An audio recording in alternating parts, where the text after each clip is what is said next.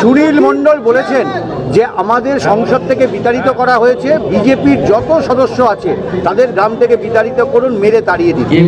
সুনীল মণ্ডল যে মামলার জড়িয়ে অমিত সিংয়ের মিটিংয়ে জয়েন করতে গেছিল সেই সুনীল মণ্ডল এগুলো কম্পিটিশন করছে কারণ টিকিট পাওয়ার জন্য।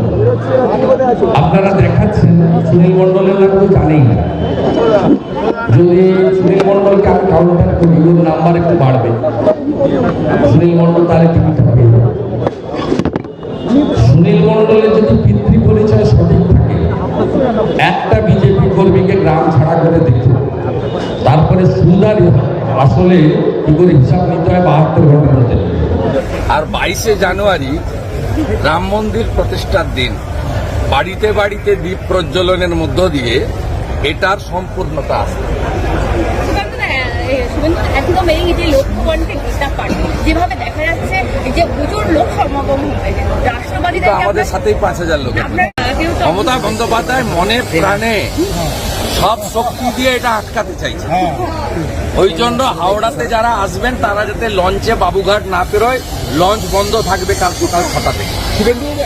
গেটের জন্য রুটের বাস তোলা যাবে না, ডিএমরা সার্কুলার দিয়েছে।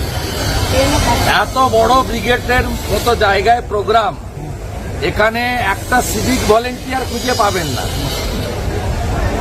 সমস্ত স্বেচ্ছাসেবক আর হিন্দু সৈনিকদের উপরে আমরা ছেড়ে দিয়েছি। এখানে এত বিরাট 1-1.5 লক্ষ মানুষ আসবে, তার নিরাপত্তা, তার পার্কিং, কোনো কোঅর্ডিনেশন মিটিং কলকাতা পুলিশ থেকে করে। কর্পোরেশন থেকে এখানে এত মানুষ আসবে, তার যে ন্যূনতম পানীয় জল, তার যে একটু নেচার কলিং, পরিষ্কার পরিচ্ছন্ন, তার ন্যূনতম 5টা সাফাই কর্মী দিতে হবে, সেটাও করেনি। আমরা এখানে বসে বসে এতক্ষণ আমাদের হরিজন গিরিজন সাফাই কর্মী যারা আমাদের ভগবান, তাদেরকে আহ্বান করলাম সকালবেলা এসে তারা যাতে কাজ করে, ব্যক্তিগতভাবে উদ্যোগ নিতে হচ্ছে।